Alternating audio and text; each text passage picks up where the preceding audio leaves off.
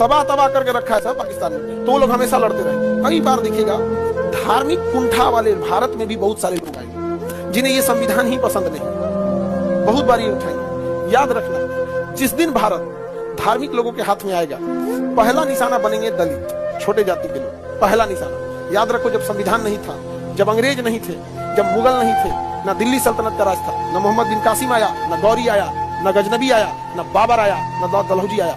आज से अब जाओ गुप्ता काल में, जाओ पुराने काल में, दलितों के पीछे बोरा बांध दिया जाता था। जब वो चलते थे तो फिर उस पीछे बोरा जो था रहता था, उनके कदमों के निशान मिटाते थे। आगे घड़ा बांधा जाता था कि हल्का सा कहीं थूक या पसीना ना गिर जाए, उसमें हो जाए। जाओ उस काल में जब यहाँ कोई विदेशी आक्रमणकारी नहीं होता था। याद करो, वहां पे दलित महिलाओं को त्रावणकोर में स्तन ढकने की इजाजत नहीं थी और नीचता की हद थी।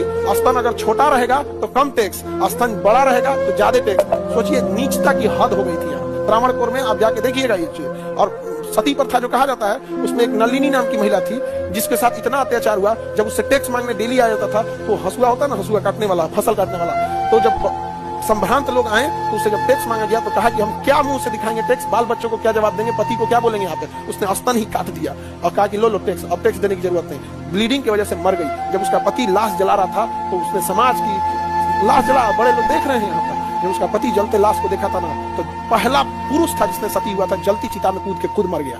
तो याद रखना।